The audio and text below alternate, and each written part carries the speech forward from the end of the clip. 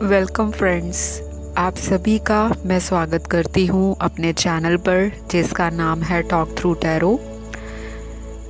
आज की वीडियो जो है वो भी आप सबकी रिक्वेस्टेड है और मैं आशा करती हूँ आपको आज की वीडियो पसंद आएगी।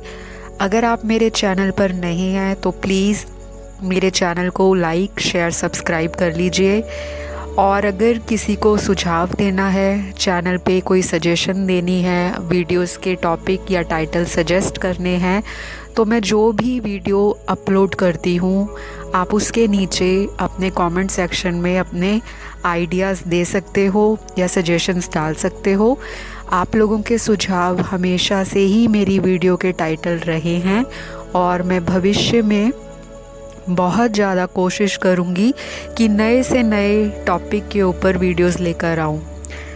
दूसरी एक ज़रूरी जो एक अनाउंसमेंट है वो उन लोगों के लिए है जो मुझसे पर्सनल कंसल्टेशन लेना चाहते हैं लेकिन वो कंफ्यूज रहते हैं कि मेरा कोई व्हाट्सएप नंबर या ईमेल आईडी मैंने कमेंट सेक्शन में दिया है या डिस्क्रिप्शन में डाला है।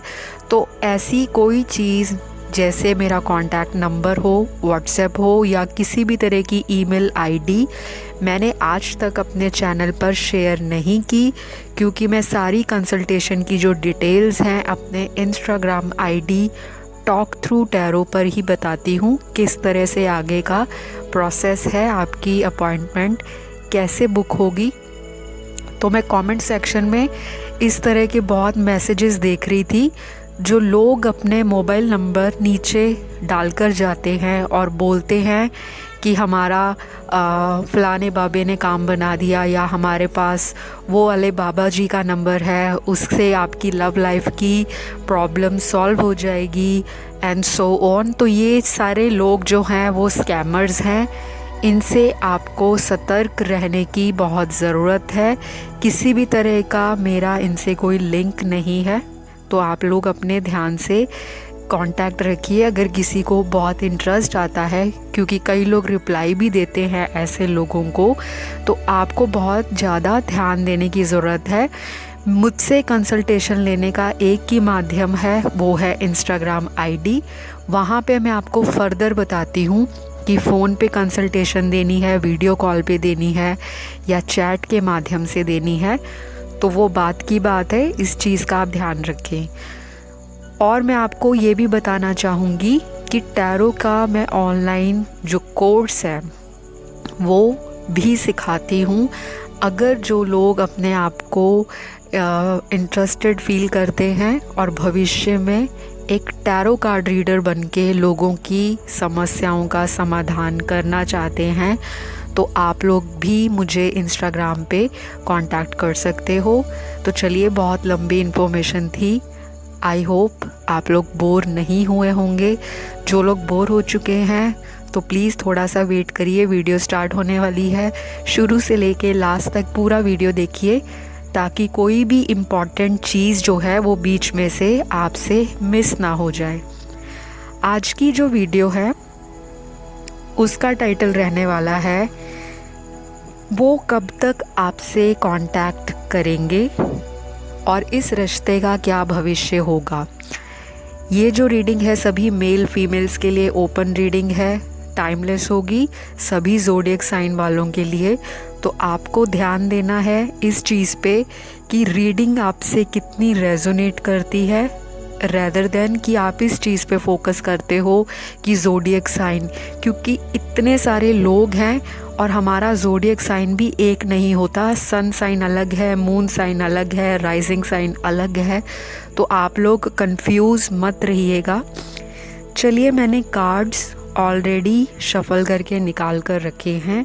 जिन लोगों के पार्टनर से बातचीत बंद है या नो कांटेक्ट की सिचुएशन है, एक दूसरे को ब्लॉक कर दिया है, लेकिन फिर भी आपके दिल में पार्टनर को लेकर लगातार फीलिंग्स आ रही हैं और आप ये पूछना चाहते हो कि आपका पार्टनर आपको कब दोबारा से कांटेक्ट करेगा, तो हम टैरो कार्ड के माध्यम से चेक करते हैं आपके पार्टनर की एनर्जी और आपका जो रिलेशनशिप है इसका क्या फ्यूचर रहने वाला है।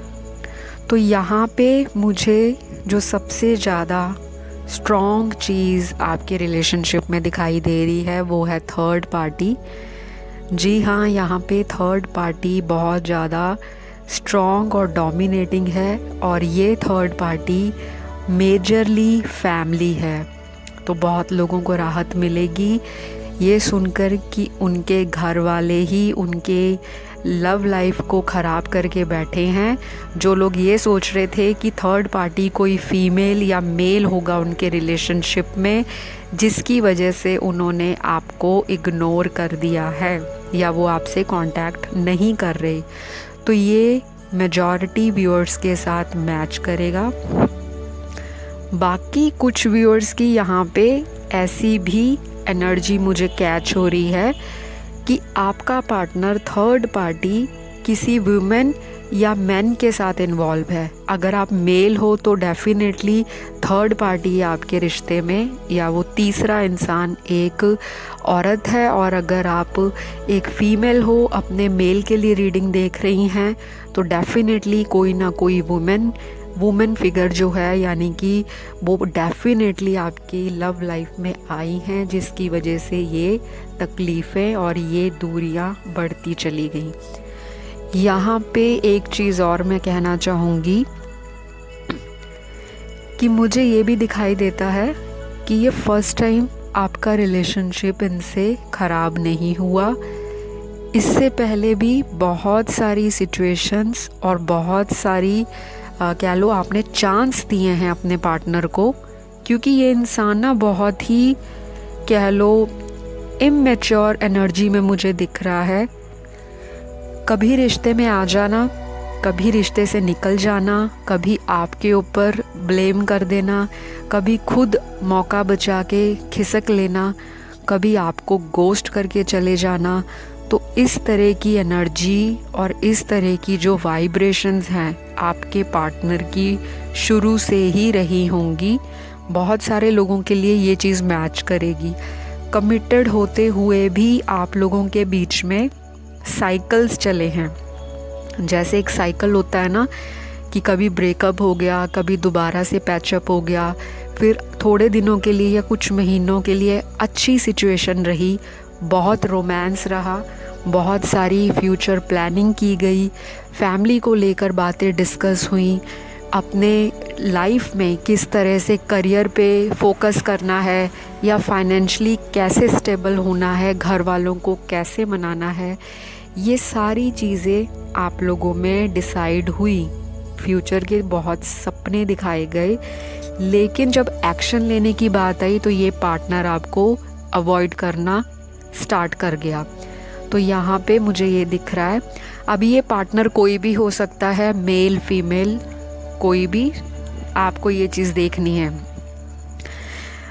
बाकी अगर मैं यहाँ पे बात करूँ तो कुछ लोगों को शुरू से ही पता था कि उनका पार्टनर मैरिड है, या हो सकता है आप जो व्यूअर्स हैं आपका किसी का डिवोर्स हुआ हो, या आप मैरिड हो, या आप विडो हो और आपकी लव लाइफ किसी बाहर के आदमी से चलती गई पैरेलल। मतलब एक रिश्ते में अगर आप थे, किसी के साथ आपने शादी की, उसके कुछ समय बाद आप किसी और के साथ भी साइड में रिलेशनशिप चलाते गए और बाद में आपके बीच में नो कांटेक्ट और सेपरेशन वाली सिचुएशन आ गई, तो ये सिचुएशन भी आपके साथ मैच कर सकती है।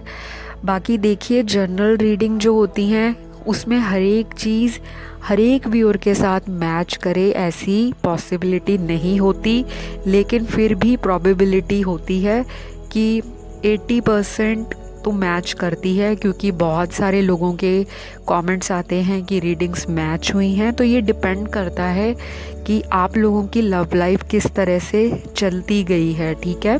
तो ये चीज़ आप देख सकते हो। यहाँ पे कुछ लोग मैनिफेस्ट कर रहे हैं बहुत बेसब्री से अपने पार्टनर को। तो गुड न्यूज़ तो है आप लोगों के लिए जो मैनिफेस्टेशन में बिलीव रखते हैं, लॉ ऑफ अट्रैक्शन को रिलीजियसली फॉलो करते हैं। जिनको नहीं पता लॉ ऑफ अट्रैक्शन क्या होता है तो वो यूट्यूब पे या गूगल पे जाके सर्च कर सकते हैं, आकर्षण का नियम। तो डेफिनेटली यहाँ पे आपकी मैनिफेस्टेशंस रंग ला रही हैं। बेशक स्लो मैनिफेस्टेशन आपकी वर्क कर रही है, बट डेफिनेटली एक पॉजिटिव और एक राइट डायरेक्शन में जाती हुई मुझे दिखाई देती है। तो बहुत सारे लोगों का अपने पार्टनर के साथ कांटेक्ट, कम्युनिकेशन किसी भी तरह का शुरू होने वाला है, और ये अगले 4 से 5 हफ्तों के बीच में डेफिनेटली होगा, क्योंकि यहाँ पे बहुत पैशन की और बहुत ज़्यादा कह लो इम्पल्सिव एनर्जी मुझे दिखाई दे रही है। या तो आपके पार्टनर की है या फिर ये सारी एनर्जी आपके अंदर होगी। डेफिनेटली दोनों एक दूसरे को लगातार नज़र बना के रखे हुए हैं। वो इंसान भी आपके ऊपर उतनी ही नज़र रखता है। बेशक आपकी बात नहीं हो रही, एक दूसरे ने गुस्से में आकर ब्लॉक कर दिया है। ये इंसान आपको हाथ से इतनी ईज़िली जाने नहीं देना चाहता। दूसरी मुझे यहाँ पे ये चीज़ दिखाई देती है कि कुछ लोग तो बहुत ज़्यादा बिलीव करते हैं, मन्नत मांगना, दुआ करना, पाठ पूजा करना, स्पिरिचुअल होना और हीलिंग भी करते दिखाई दे रहे हैं। तो जितना आप सेल्फ लव पे फोकस करोगे, जितना इनर वर्क के ऊपर ध्यान दोगे, आपके पार्टनर की एनर्जी चेंज होगी। आप अपने पार्टनर का नाम लेके भी हीलिंग कर सकते हो। जब आप अपना मेडिटेशन करते हो, पूजा पाठ में बैठते हो, या आप लॉ ऑफ अट्रैक्शन फॉलो करते हो, तो ये सारी टेक्निक्स आपके पार्टनर के साथ दोबारा कांटेक्ट करवाने के लिए बहुत अहम साबित हो सकती हैं। तो ये करते रहिए। अगर आपका पार्टनर टॉक्सिक नहीं है, अगर आपका पार्टनर लविंग है, केयरिंग है, लेकिन फैमिली की मजबूरियां करके या इस इंसान का आपको कमिटमेंट ना दे पाना, उसके पीछे अगर मेजरली फैमिली इन्वॉल्व है, तो आप अपने पार्टनर को एक चांस दे सकते हो। लेकिन अगर जिन लोगों को पूरा शक नहीं कहूँगी मैं, यकीन है कि कोई थर्ड पार्टी आपके रिश्ते में है और वो मेल या फीमेल है, तो आप डेफिनेटली ऐसे पार्टनर के लिए मैनिफेस्ट मत कीजिए, क्योंकि ये कार्मिक पार्टनर भी आपकी लाइफ में साइकिल्स लेकर आएगा। एक के बाद एक नई आपको मुसीबत मिलती जाएगी और आप कभी भी लाइफ में आगे ट्रांसफॉर्मेशन की ओर नहीं बढ़ोगे। क्योंकि अगर आप अपना एक्स रिलीज़ नहीं करना चाहते, तो आपका जो आने वाला सोलमेट है वो आपको लाइफ में नहीं मिलेगा, और अगर आप मिलेगा भी तो इतनी डिले से मिलेगा कि तब जाकर आप अपनी पुरानी गलतियों को लेकर रिग्रेट फील करोगे, पश्चाताप करोगे कि काश मैंने पहले ये कदम उठा लिया होता। क्योंकि यहाँ पे कुछ व्यूअर्स के पार्टनर, यानी कि कुछ ग्रुप ऑफ पीपल जो इस रीडिंग को देख रहे हैं, बहुत सारे वैसे देख रहे हैं, लेकिन उसमें से कुछ जो व्यूअर्स हैं, आपका पार्टनर डोमिनेटिंग टाइप का इंसान है। अपनी चलाना, ज़िद करना, झूठ बोलना, बातों को हिडन रखना, सीक्रेट अफेयर्स में है। एडिक्शन भी इस इंसान को किसी ना किसी चीज़ की हो सकती है, या ये इंसान ऐसा है जो थोड़ा सा ग्रीडी है, लालची है।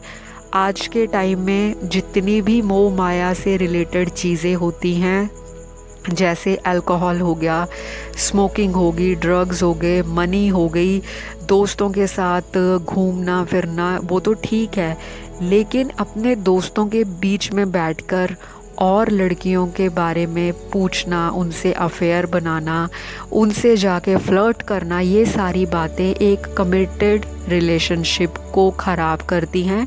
और अगर इस तरह का पार्टनर है जो कमिटमेंट आपको नहीं देता, इसके बावजूद कि आपके रिश्ते को 3 साल गुजर गए, 4 साल गुजर गए, 8 साल गुजर गए, और मुझे ऐसे भी कमेंट्स आते हैं, कई लोग मुझसे जो पर्सनल कंसल्टेशन लेते हैं, 8-8 साल से उनका पार्टनर उनको कमिटमेंट नहीं दे रहा। तो आप मुझे ये बताइए कि आपकी 10 दिन की, 15 दिन की या 1 महीने की जो मैनिफेस्टेशन है, वो क्या पार्टनर का कमिटमेंट आपके लिए स्ट्रॉन्ग कर देगी? ये चीज़ आप सोच सकते हैं।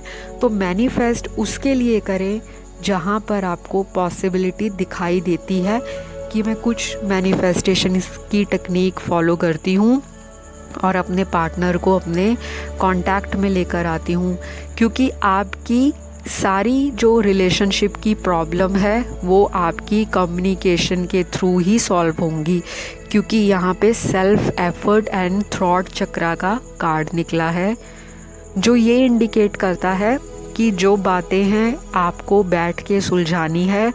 जब जब आप लोग बैठ के बात करोगे, और अगर आप फिज़िकली कहीं नहीं मिल सकते, बैठ के बात नहीं कर सकते, तो कम से कम आपका कांटेक्ट तो होए, कम से कम आप लोग फ़ोन पे एक दूसरे से बातचीत तो शुरू करें, कम से कम अनब्लॉक तो करें वो आपको किसी भी तरह से, लाइक आपकी ईमेल हो गई आईडी या कोई व्हाट्सएप कांटेक्ट हो गया, क्योंकि जब तक शुरुआत नहीं होगी तो चीज़ें सुधरेंगी नहीं, डिले होगा, बट डेफिनेटली अगले आने वाले 5 हफ्तों में आपका पार्टनर आपको कांटेक्ट करता हुआ मुझे दिखाई देता है।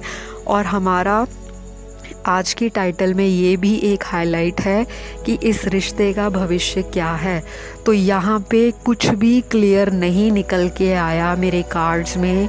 यहाँ पर अगर मैं आपको बताऊँ तो यहाँ पे बहुत सारे कार्ड्स कम्युनिकेशन के निकले हैं और सेल्फ लव, सरेंडर, डिवाइन को कर दो, इस तरह के कार्ड्स निकले हैं जो ये बताते हैं कि प्रेजेंट सिचुएशन आपके लव लाइफ की और फ्यूचर की जो कमिटमेंट है उसको लेकर सिचुएशन में मुझे कन्फ्यूजन दिखाई देती है, बहुत ब्लॉकेजेस दिखाई देती हैं। अगर आप हीलिंग करते हो, इन ब्लॉकेजेस को रिमूव करते हो, तो आपका फ्यूचर अपने पार्टनर के साथ बन भी सकता है। और अगर ये कार्मिक साइकिल हुआ जो बार बार आता है जाता है, रनर एंड चेज़र वाली एनर्जी बनी है, कुछ लोगों के मुझे ट्विन फ्लेम भी यहाँ दिखाई देते हैं, तो बार बार अगर वही पैटर्न रहा तो इस रिलेशनशिप का जो फ्यूचर है उस पर क्वेश्चन मार्क है। चीज़ें आपको इकट्ठों को सॉल्व करनी है, दोनों का इक्वल कंट्रीब्यूशन चाहिए, और दोनों अगर इस रिलेशनशिप के अंदर अपने आप को सरेंडर करते हैं, अपने आप को इन्वॉल्व करते हैं, अपने आप को रिलेशनशिप के लिए डेडिकेट करते हैं, तो ये रिलेशनशिप आगे चलकर एक सॉलिड कमिटमेंट में और कह लो कि लाइफ टाइम के लिए एक परफेक्ट बॉन्ड बनता मुझे दिखाई देता है। तो गाइज़, आज की ये रीडिंग छोटी सी थी लेकिन बहुत सारे मैसेजेस मिले, और अगर आप इन मैसेजेस से रिलेट करते हो तो कमेंट डाल देना, वीडियो अच्छी लगते हैं तो सब्सक्राइब कर देना, और अगर इसी टॉपिक पे आपको डिटेल में और वीडियोस देखनी है तो उसके लिए भी आप नीचे कमेंट कर सकते हो। अपना ध्यान रखिए, अगली वीडियो में मुलाकात होगी, बाय बाय।